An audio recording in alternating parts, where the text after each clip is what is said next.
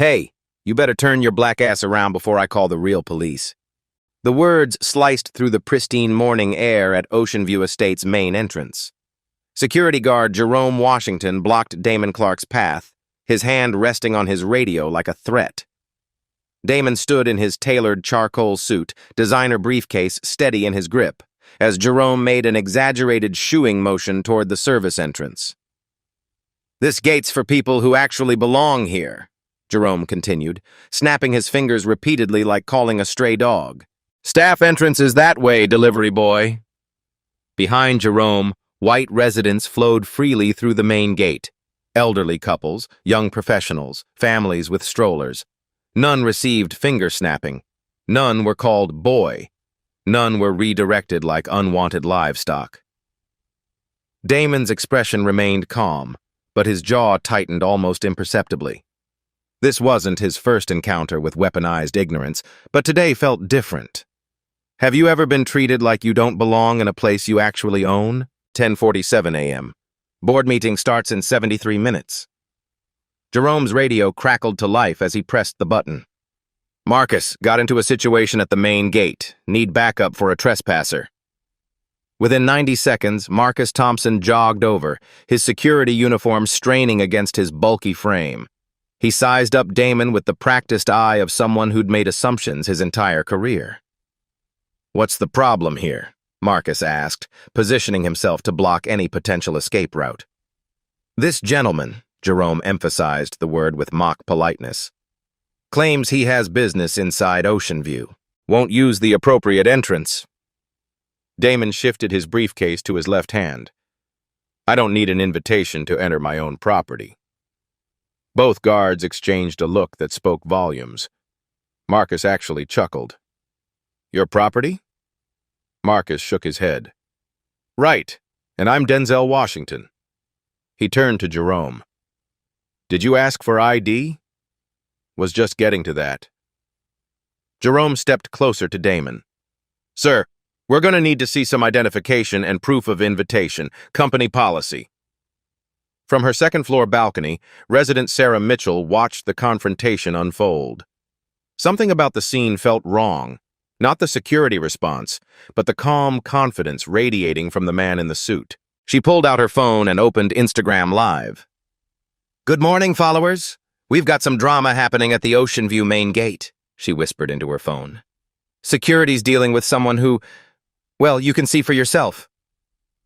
The viewer count started climbing. 23, 45, 78, 124 people tuning in to watch. Down at the gate, Damon reached for his wallet.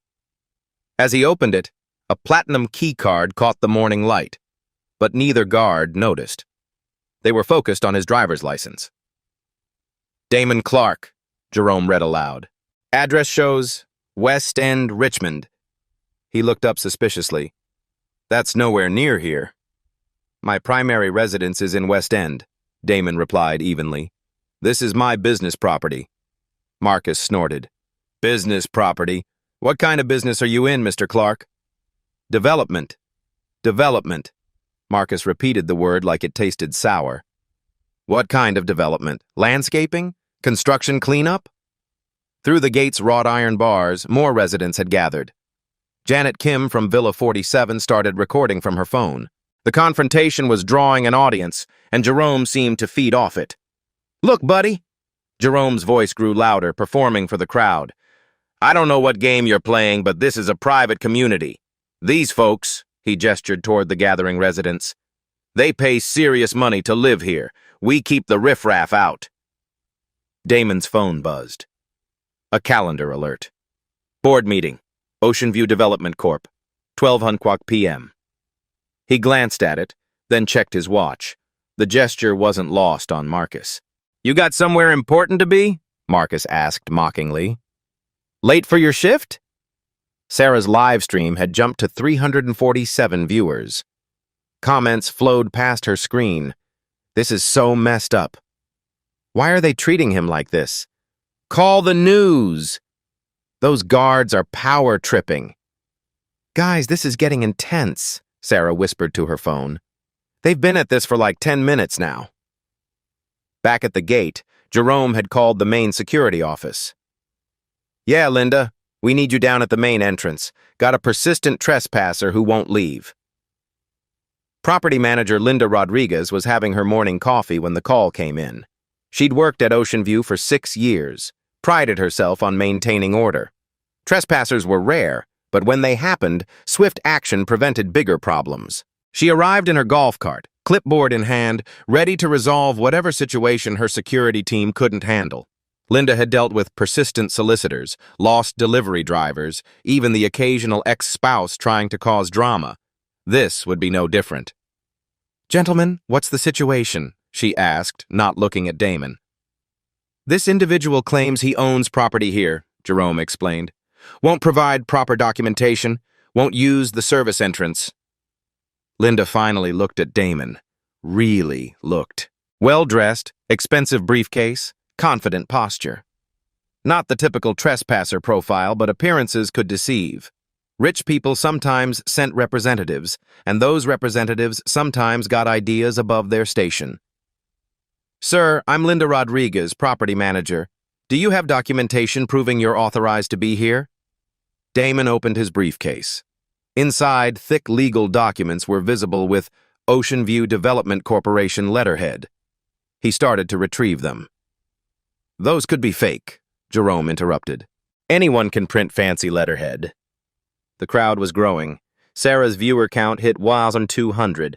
Someone had shared her stream and more people were joining every second. 10:58 a.m. Board meeting in 62 minutes.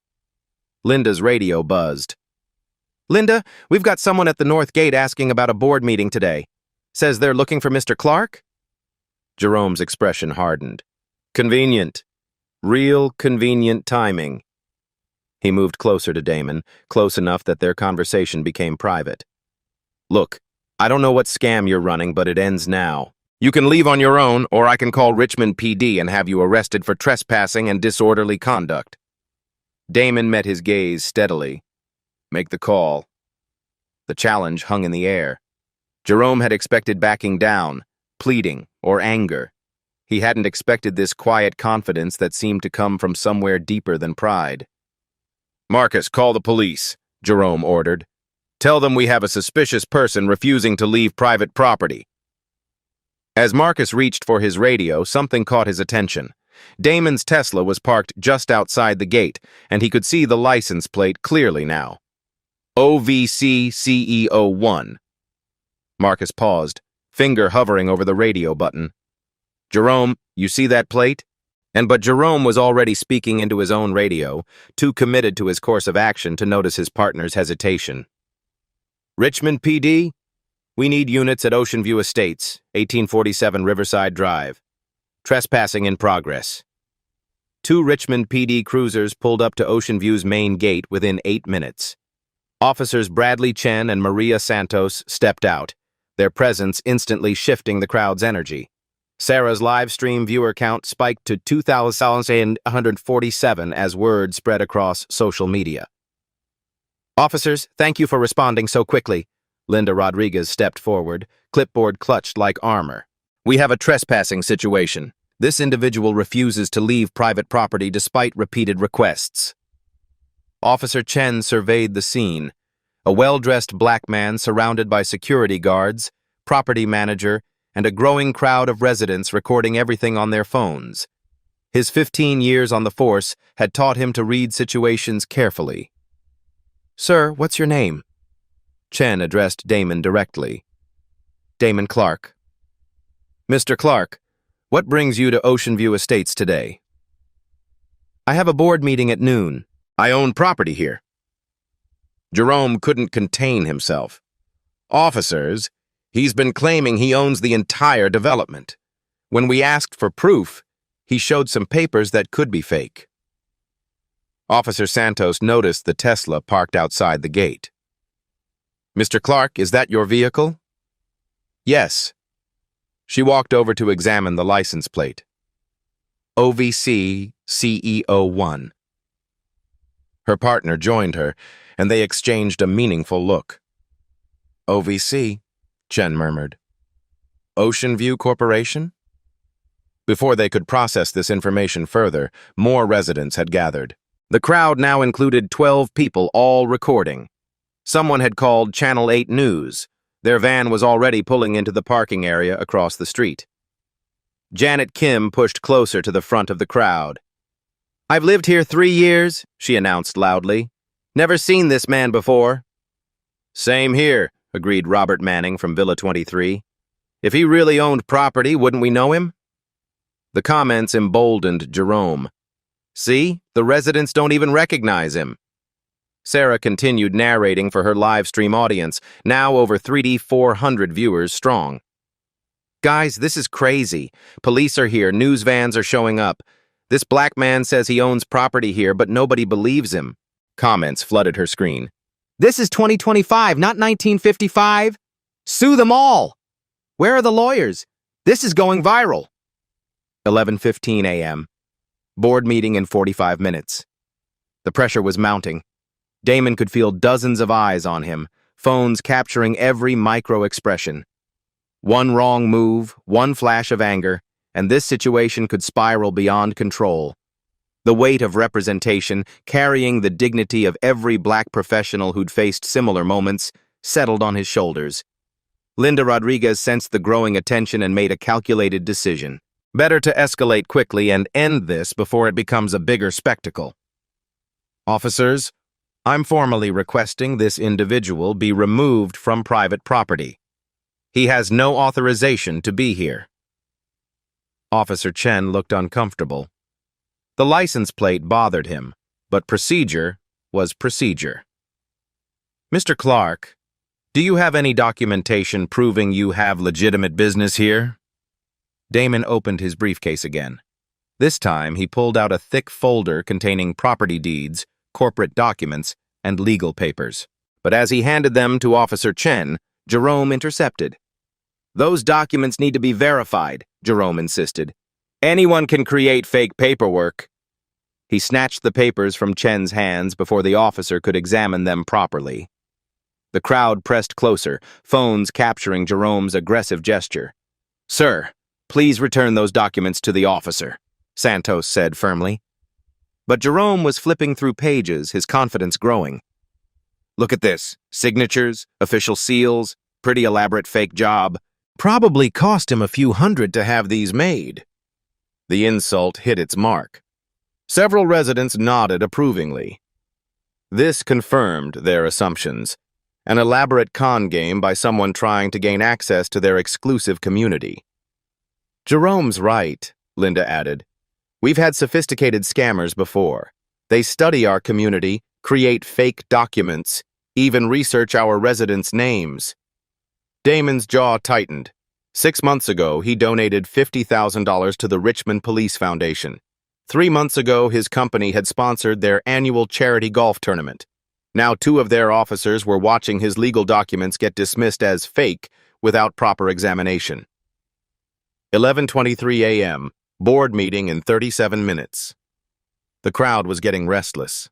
More residents joined, drawn by the commotion and the news van parked across the street. Channel 8 reporter Michelle Torres was setting up her camera, preparing to go live. "This is getting out of hand," Officer Santos whispered to her partner. "We need to examine those documents properly." But the crowd dynamic had shifted. What started as a simple trespassing call had become theater. Jerome played his role perfectly, the vigilant guard protecting wealthy residents from a sophisticated criminal. "You know what I think?" Jerome addressed the crowd, still holding Damon's documents. "I think he cased this place, learned about our board meetings, got fake papers made with our corporate name, probably planning to rob one of these beautiful homes." The accusation drew gasps from several residents. Now it wasn't just trespassing. Jerome was suggesting burglary, home invasion, violence. Sarah's live stream exploded with outrage. "He literally just called him a criminal. This is straight-up racism. Where's his supervisor? Sue the whole place." Robert Manning stepped forward. "Officer, if there's any doubt about these documents, shouldn't we err on the side of caution? Our families live here." The implication was clear. Damon represented a threat to their families. The crowd's energy shifted from curiosity to fear to hostility. What had begun as bureaucratic confusion now carried an undercurrent of violence. Officer Chen tried to regain control. "Everyone, please step back. We need space to handle this properly." But Linda Rodriguez had made her decision. The situation was too public now, too many cameras. She needed to end it decisively. "Officers, I'm formally requesting immediate removal and arrest if necessary. This individual has been given multiple opportunities to leave voluntarily." Marcus Thompson, who'd been quietly observing, finally spoke up. "Jerome, maybe we should..." "Should what?" Jerome cut him off. "Do our jobs? Protect this community?" The crowd murmured approval. Jerome had positioned himself as their protector, Damon as their threat. 11:31 a.m. Board meeting in 29 minutes. Channel 8's Michelle Torres approached the crowd with her cameraman. "Excuse me, what's happening here?" "Trespasser," Jerome announced loudly. "Sophisticated con man with fake documents trying to gain access to private property." Michelle's news instincts kicked in. This had all the elements of a viral story: wealthy community, security confrontation, racial undertones, social media documentation. "Sir," she called to Damon, "would you like to comment?" Before Damon could respond, Linda intervened. "This is private property, no media interviews." But Sarah's live stream was broadcasting everything in real time. The story was already spreading across Twitter, Facebook, TikTok. Ocean Viewgate started trending locally. Officer Santos made one more attempt at de-escalation. "Mr. Clark, is there someone who can verify your identity? Someone from your company?" "My assistant is expecting me at the board meeting," Damon replied calmly. "She's probably wondering where I am." Jerome laughed. "Assistant, board meeting. This guy's committed to his story." The crowd laughed with him. Damon stood in the center of a circle of disbelief, surrounded by skeptical faces and recording phones. The morning sun had climbed higher, casting shorter shadows, but the shadow of assumption and prejudice seemed to grow longer. Then, from somewhere behind the crowd, a new voice cut through the noise. "Excuse me, what's all this commotion about?" Everyone turned to see Mrs. Eleanor Whitman from Villa 12, Ocean View's longest-serving board member, approaching in her motorized wheelchair. At 83, she commanded respect through sheer longevity and sharp intelligence. "Mrs. Whitman," Linda quickly explained, "we have a trespassing situation. Security is handling it." Eleanor's pale blue eyes surveyed the scene. The crowd, the cameras, the police, the man in the expensive suit standing calmly at the center of the storm. "Young man," she addressed Damon directly, "what's your name?" "Damon Clark, ma'am." Eleanor's expression shifted almost imperceptibly. "Damon Clark," she repeated slowly. "The Damon Clark?" The crowd fell silent. Jerome's confident smile faltered. Eleanor Whitman's weathered hands gripped her wheelchair armrests as she studied Damon's face. "I've been reviewing the quarterly reports. Your signatures on every major decision we've made for the past 3 years." The crowd's energy shifted like air pressure before a storm. Jerome's grip on the documents loosened slightly. "Mrs. Whitman," Linda interjected quickly, "this individual claims to own property here, but we have no record." "No record?" Eleanor's voice carried the authority of someone who'd outlived 3 husbands and 2 recessions. "Linda, dear, who do you think signs your paychecks?" Sarah's live stream viewer count hit 4,200. Comments poured in faster than she could read them. "Oh, snap! Plot twist incoming. That security guard is so fired. This is better than Netflix. Screen recording this." The atmosphere grew electric with anticipation. Residents pressed closer, sensing they were witnessing something extraordinary. Even those who'd been dismissive moments earlier now watched with rapt attention. Damon reached into his jacket pocket with deliberate slowness, every movement visible to the cameras and crowd. He pulled out his smartphone, a latest generation iPhone with a distinctive custom case bearing the initials DC in gold lettering. He opened an app labeled OVC Security Command. The interface was clearly professional grade, not something available to the general public. The screen came alive with a grid of live camera feeds, every security camera in Ocean View Estates displayed in real time. The main gate where they stood, the pool area with morning swimmers, the tennis courts where Mrs. Johnson was having her lesson, the parking garage with its neat rows of luxury vehicles, all 47 cameras throughout the property under his direct control.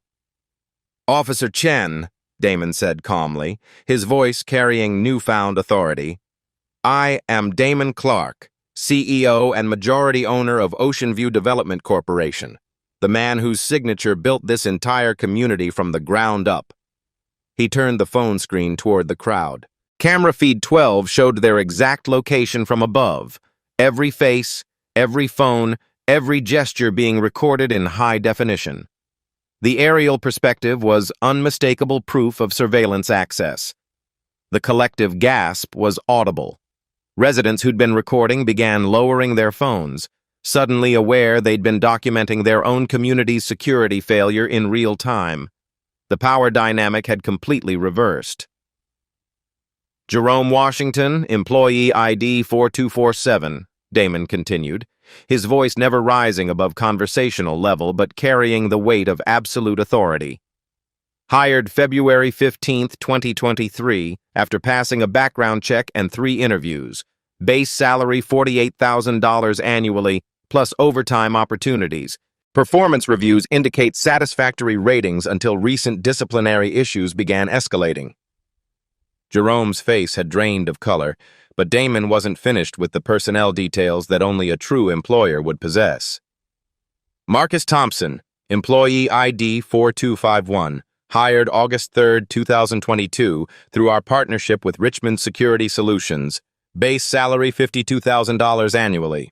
3 years of prior security experience at West End Shopping Center before joining our team. Clean record until the Patterson incident." Both guards stood frozen. The specificity of the information, down to previous employers and exact hire dates, was undeniable proof of Damon's authority. This wasn't guesswork or lucky assumptions. This was comprehensive employee data. Damon tapped another section of his phone. The screen showed detailed employee files, complete with photos, hire dates, performance reviews, training certifications, and disciplinary records. Each tap revealed more layers of administrative access that only a company owner would possess. "Jerome, you have 2 written warnings in your permanent file. March 2024 for inappropriate language toward a resident's housekeeper, specifically telling Maria Santos to speak English or go back where she came from when she requested maintenance access. September 2024 for failing to follow visitor protocol when you refused entry to City Councilman Williams' driver, causing a diplomatic incident that required my personal intervention." The crowd stirred uneasily. These weren't generic accusations. These were specific incidents with dates, names, witnesses, and documented details that painted a troubling pattern of behavior. "Marcus," Damon continued, scrolling through digital files, "your record shows 1 verbal warning for excessive force during a noise complaint last summer at Villa 34. Mr. and Mrs. Patterson filed a formal complaint about your handling of their son's graduation party, specifically your threat to shut down the party the hard way when asked to lower your voice around their elderly guests. Your probationary period doesn't end until December 15th, 6 weeks from today." Marcus shifted nervously. The Pattersons were standing in the crowd, nodding grimly at the accuracy of the details. Their expressions confirmed every word. Officer Santos stepped forward, her curiosity overcoming protocol. "Mr. Clark, can you definitively prove you have legitimate authority over these employees and this facility?" Damon opened another app section labeled Employee Management. The screen showed comprehensive HR systems, termination protocols, payroll databases, benefits administration, and disciplinary procedures. With a few taps, He pulled up Linda Rodriguez's complete employment contract, complete with her electronic signature, hire date, and salary history. Linda Rodriguez, property manager, employee ID 3001, annual salary $78,000, plus quarterly performance bonuses tied to resident satisfaction scores and property maintenance ratings. Hired December 2019 after 5 years managing Riverside Gardens condominiums, where she increased occupancy rates by 23% during her tenure. Linda's clipboard slipped from her hands, clattering on the concrete. The sound echoed in the sudden silence like a gavel falling in a courtroom. Your current contract, renewed just 6 months ago, includes Section 12, Subsection C, discrimination and harassment policies. Any violation subjects the company to federal penalties under the Fair Housing Act, Virginia Human Rights Act, and opens personal liability for civil rights violations. Standard penalties range from $250,000 to $750,000 per incident, plus legal fees. The legal specificity was devastating. This wasn't corporate jargon. This was someone who understood employment law, federal regulations, and financial liability. But Damon wasn't finished. He tapped the screen again, and a new interface appeared, one that made several residents gasp audibly. "This is the emergency broadcast system for all Ocean View residents," he explained. The screen showed a comprehensive contact database with 247 villa addresses, primary and secondary phone numbers, email addresses, emergency contacts, and even pet information for security purposes. "I can send notifications to every villa, every registered phone, every emergency contact in our system within 30 seconds. The scope of access was staggering. This wasn't just administrative privilege. This was complete operational control over their entire community's communication infrastructure. I also have access to maintenance schedules, utility management, landscape contracts, and the master keys for every common area in this development.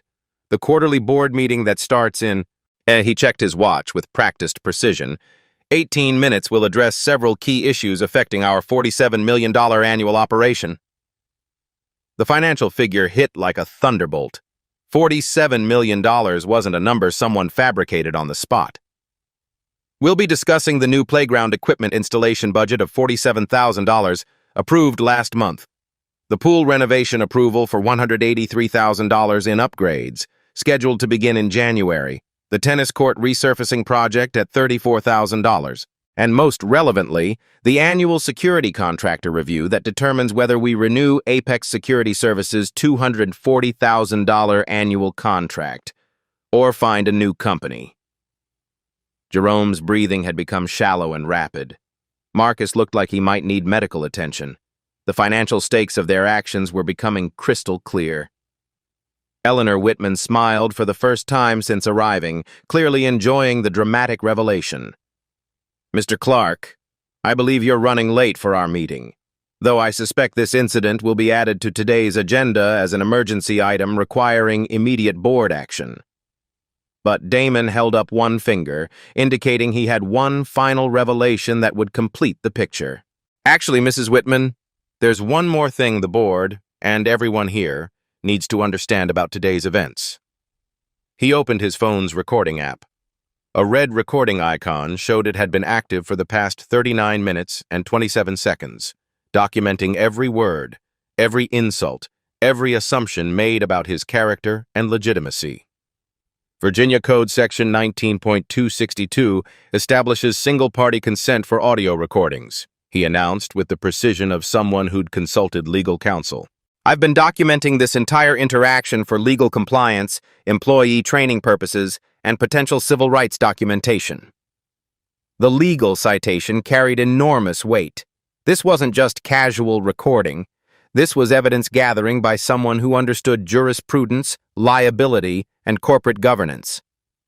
Officer Chen ran his hand through his hair, a gesture of someone processing an entirely unexpected situation. In 15 years of police work, he'd never encountered a scenario that had flipped this dramatically. "Mr. Clark, I sincerely apologize. We should have examined your credentials more thoroughly before allowing this situation to escalate." "Officer Chen, you responded appropriately to a trespassing call. You followed proper procedure by asking for identification and attempting to verify the situation through available channels. The systemic failure wasn't in police response. It was in security protocol, employee training, and management oversight. His response demonstrated leadership, protecting good actors while identifying systemic problems that needed correction. Sarah whispered into her live stream with barely contained excitement. "Holy shit, guys. This just became the most incredible plot twist I've ever witnessed. This is going to be everywhere." Her viewer count had climbed to 6,100 and was still rising exponentially. The story was spreading across multiple social media platforms simultaneously: Twitter, Facebook, TikTok, Instagram, creating a viral moment in real time. Michelle Torres stepped forward with her microphone, recognizing the magnitude of the story unfolding. "Mr. Clark, Michelle Torres, Channel 8 News. Can you comment on what just transpired here and what it means for your company and this community?" "I can comment on what's about to happen next," Damon replied, looking directly into her camera with the composed confidence of someone accustomed to media attention. He understood that his next words would likely be broadcast throughout Richmond and beyond.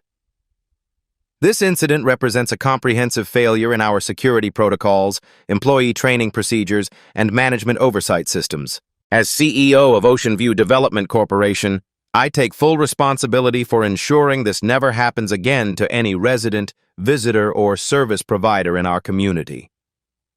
The corporate response was pitch perfect, acknowledging responsibility while positioning for systematic reform rather than individual blame. Jerome found his voice, though it emerged as barely a whisper. "Mr. Clark, we didn't know. I'm deeply sorry."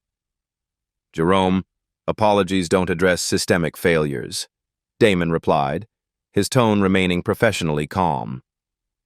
"You didn't know because you chose assumptions over investigation. You saw a black man in a tailored suit and decided he didn't belong. You examined legal documents bearing corporate letterhead and dismissed them as fraudulent without verification." And he opened a new section on his phone, financial dashboards showing real-time business metrics that painted a comprehensive picture of the stakes involved. Let me provide some context for today's decisions. Ocean View Development Corporation generates $47.3 million in annual revenue from property management, lease agreements, and development contracts. Our profit margin last quarter was 23.7%, exceeding industry standards by 4.2%. We manage 247 residential units across 3 Richmond area properties. The precision of the numbers was devastating. These weren't estimates or rounded figures. These were exact financial metrics that only a CEO would know and track daily. Today's incident creates multiple liability exposures under federal law. Fair Housing Act violations carry penalties of $21,039 for first-time offenses, $52,596 for second violations within 5 years.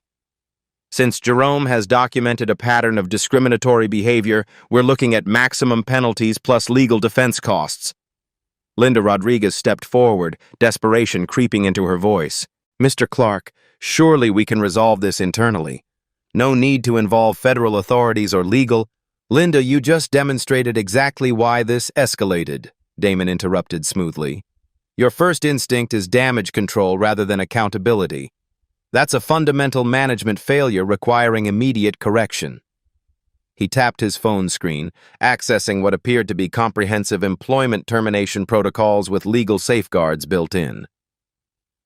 "Jerome Washington, your employment with Ocean View Development Corporation is terminated immediately, effective 11:47 a.m. today. Final paycheck will reflect 37 minutes of work time today, minus uniform return processing fees of $127 and outstanding training material costs of $83. Jerome's legs seemed to give way slightly. Marcus grabbed his arm to steady him, both men understanding the financial reality of immediate unemployment. "Marcus Thompson, given your probationary status and failure to intervene in a clear discrimination incident despite your training requirements, your employment is also terminated immediately. Your final paycheck will include unused vacation time through today's date. Approximately 847. The crowd watched in stunned silence as two men lost their livelihoods in real time, broadcast live to thousands of viewers across social media platforms. The precision of the calculations made the terminations feel inevitable rather than vindictive. Both of your company-issued equipment, radios valued at $340 each, key cards, uniforms, and training materials must be returned to HR by 5 p.m. today. Security clearances are revoked immediately across all Ocean View properties. Any attempt to access company facilities after today will constitute criminal trespassing under Virginia Code Section 18.2 to 119. Officer Chen cleared his throat, recognizing the thoroughness of the corporate response. Mr. Clark, for our incident report, what are the estimated financial damages from this situation? Excellent question, officer. Legal defense costs for Fair Housing Act violations typically range from $150,000 to $400,000, depending on case complexity and whether federal investigators become involved. Jerome's annual salary is $48,000. Marcus earns $52,000. Combined employment costs, including benefits, insurance, and training, approximately $127,000 annually. He scrolled through more detailed financial screens on his phone, each swipe revealing deeper layers of corporate analysis. Replacement and training costs for 2 security positions, approximately $23,000 including background checks, certification requirements, and probationary period oversight. Reputation management and community relations repairs, estimated $75,000 for external consulting and resident confidence rebuilding. The numbers kept climbing, each figure representing real costs that the incident had generated. Potential civil rights lawsuit damages if this had proceeded to federal court, $500,000 to $2.3 million based on recent Virginia settlements in similar cases. Today's resolution prevents those exposure levels. The financial devastation was comprehensive. Everyone involved understood they'd witnessed something that could have bankrupted a smaller company or destroyed careers. Linda Rodriguez, your response to this incident will determine your employment status. You have 48 hours to submit a comprehensive written action plan addressing how management protocols failed today and specific steps to prevent future occurrences. Linda nodded frantically, understanding her career hung in the balance. Yes, Mr. Clark, absolutely. I'll have comprehensive recommendations by Thursday morning. Make it Wednesday morning at 9 a.m. The board meets Thursday to review your proposal and determine whether your position continues. Eleanor Whitman maneuvered her wheelchair closer, clearly enjoying the systematic dismantling of incompetence. Damon, what immediate operational changes should residents expect? Effective immediately, all remaining security staff will undergo emergency bias training before their next scheduled shift. Any staff member who cannot complete certification within 72 hours will be suspended without pay pending program completion. He opened another specialized app showing training modules, certification tracking, and compliance monitoring systems. New resident recognition protocols launch Monday morning. Every staff member will have access to resident photos, vehicle information, family details, and guest authorization systems to prevent future mistaken identity incidents. No more assumptions based on appearance, preconceptions, or stereotypes. Sarah's live stream comments exploded with approval. This is how you handle racism. Corporate accountability in action. Every company should watch this. Real consequences for real actions. Additionally, we're implementing an anonymous reporting system for discrimination incidents. Residents, staff, vendors, and visitors can report bias, harassment, or unprofessional behavior through a secure mobile app. Every report triggers automatic investigation by external HR consultants within 24 hours. The systematic approach was impressive. Not just punishment for past behavior, but structural reform designed to prevent future incidents through multiple oversight layers. Michelle Torres held her microphone closer, recognizing the business story unfolding. Mr. Clark, these seem like expensive operational changes. How do you justify the costs to shareholders? The cost of prevention is always lower than the cost of litigation and reputation damage. Today's incident could have resulted in federal investigations, civil rights lawsuits, negative media attention, and resident departures affecting our entire business model. He pulled up comprehensive property value data on his phone, demonstrating the financial interconnections. Average Ocean View villa value, $847,000. Total community assessed value, approximately $209 million. A 5% decrease from reputation damage would cost our residents $10.4 million in property equity. Prevention investments of $200,000 annually provide excellent return on investment while protecting property values. The business case was ironclad. Systematic change wasn't idealistic activism. It was smart financial management protecting stakeholder interests. Officer Santos, I want to specifically thank Richmond PD for professional response once the situation became clear. This demonstrates proper law enforcement. Gathering facts, adjusting approach based on evidence, maintaining public safety without escalation. Both officers looked relieved. They'd avoided becoming part of a viral police misconduct story that could have damaged careers. However, I will be requesting a formal meeting with Chief Morrison to discuss how initial assumptions shaped the response timeline. This situation shouldn't have required 37 minutes of escalation to resolve basic identity verification. The diplomatic criticism was pointed but constructive, acknowledging good intentions while identifying improvement opportunities for future police responses. This concludes the immediate corporate response to today's incident. The board meeting will address long-term policy changes, budget allocations for expanded training programs, and contract reviews for all service providers. 12:15 p.m. Board meeting concluded with unanimous reform approval. The transformation at Ocean View Estates began immediately. By 2 p.m. that same day, all remaining security staff had received emergency notification requiring bias training completion before their next shift. The message was clear: adapt or find new employment. Linda Rodriguez worked through the night, crafting a comprehensive action plan that would either save her career or serve as her resignation letter. Her proposal included monthly external audits, mandatory de-escalation training, and a complete overhaul of visitor protocols. Sarah's live stream had been shared 2,847 times across platforms. The hashtag #OceanView accountability trended regionally for 18 hours. But more importantly, the story sparked conversations in corporate boardrooms across Virginia about their own security protocols and implicit bias training. Within 48 hours, 3 fundamental changes took effect throughout the property. The new resident recognition system launched Tuesday morning. Every staff member received tablets with photo databases, vehicle registrations, and authorized visitor lists. No more guesswork, no more assumptions. Clear identification protocols replaced subjective judgments. Jerome Washington and Marcus Thompson's final paychecks were processed without ceremony. Neither contested their terminations. Both understood the severity of their actions and the financial liability they'd created for their former employer. The anonymous reporting app went live Wednesday. Within the first week, it received 12 submissions, not all related to discrimination, but covering various service quality issues that management had never known existed. The transparency was revolutionary.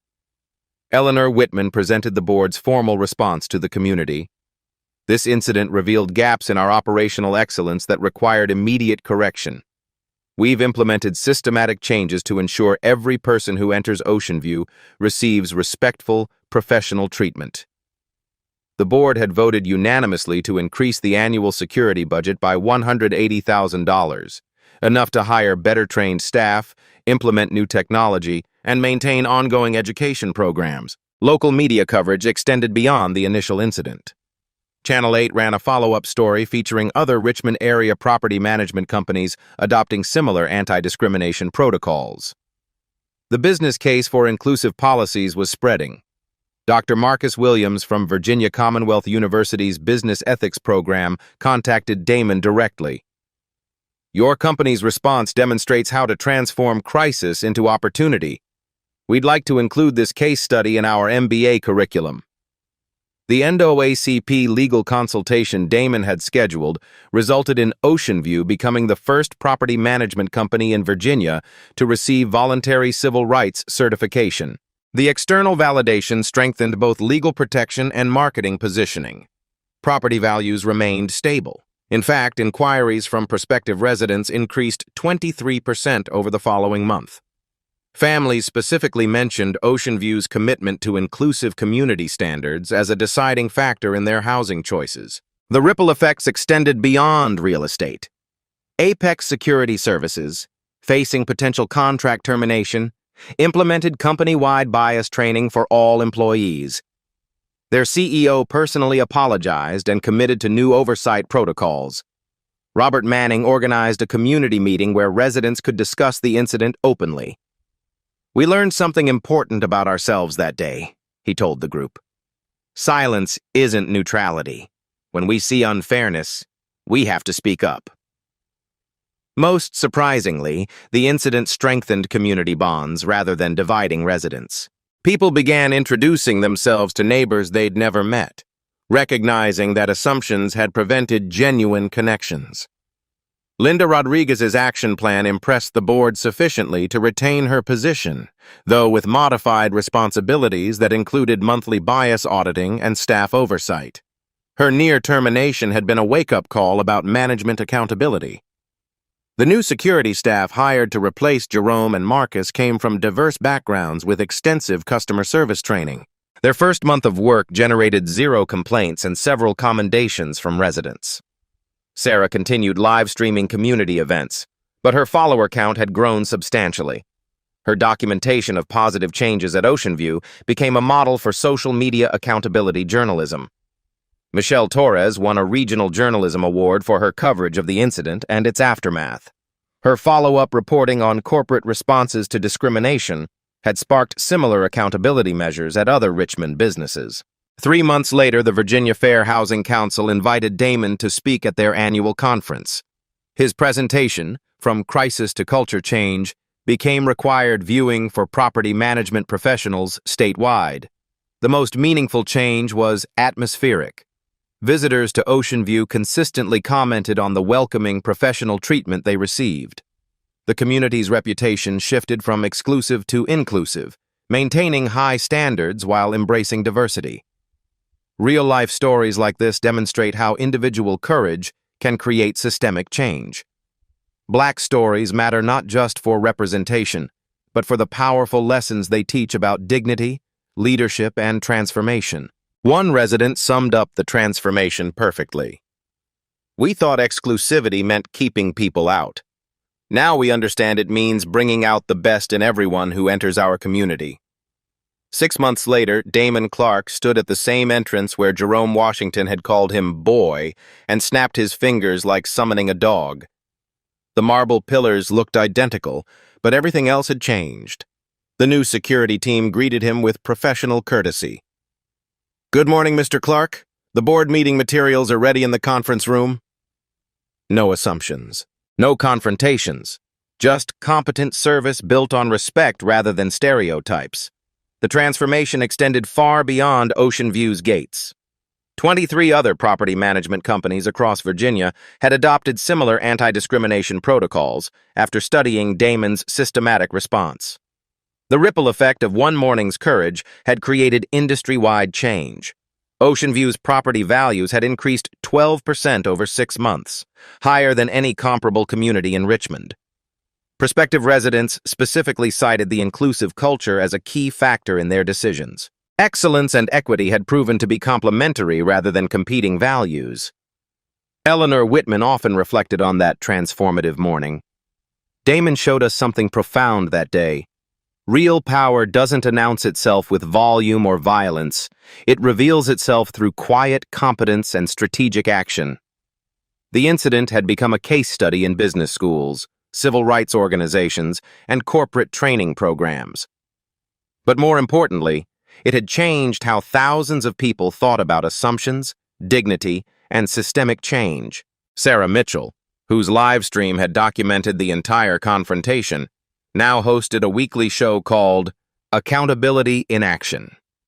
Her platform gave voice to other touching stories of individuals confronting institutional bias with intelligence and grace. The anonymous reporting app had logged 247 submissions over 6 months, not just discrimination complaints, but service improvements, safety concerns, and community building suggestions. Transparency had strengthened rather than weakened Ocean View's operations. Linda Rodriguez kept her job by demonstrating that leadership means learning from failure. Her monthly bias audits had become a model for property management accountability throughout the region. Jerome Washington and Marcus Thompson found new employment, but both underwent extensive bias training as part of their personal growth. The incident had forced them to confront assumptions they'd never questioned. Most significantly, the story had inspired countless individuals facing similar situations.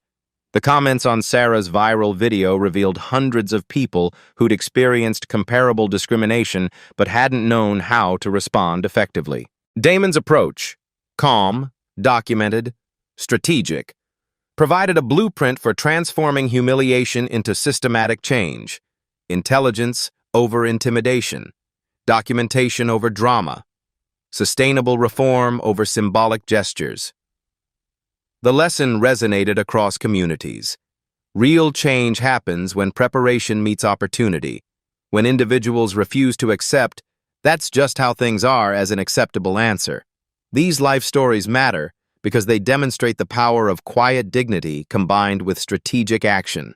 They show how one person's courage can create waves of transformation that touch thousands of lives. Black Voices Uncut means more than just representation. It means showing the full spectrum of Black excellence, leadership, and community building that mainstream media often overlooks.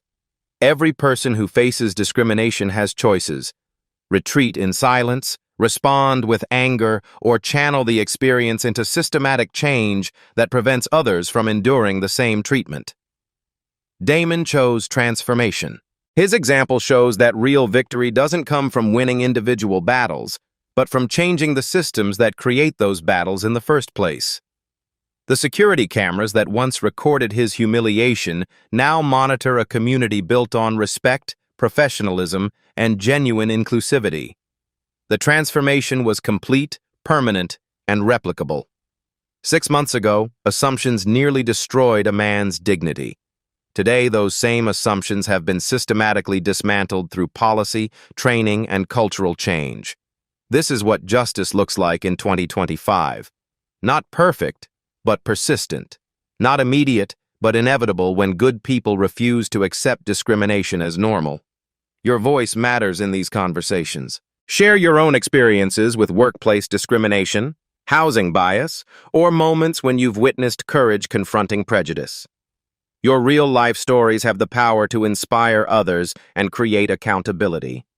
Subscribe to Black Voices Uncut for more stories of quiet strength overcoming loud prejudice, strategic thinking defeating systemic bias, and individual courage creating community change.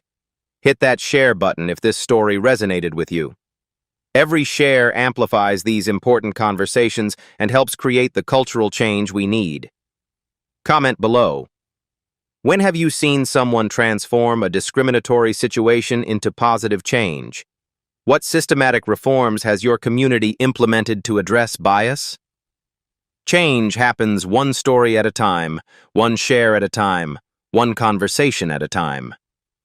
Black Voices Uncut, where dignity meets strategy and stories become solutions.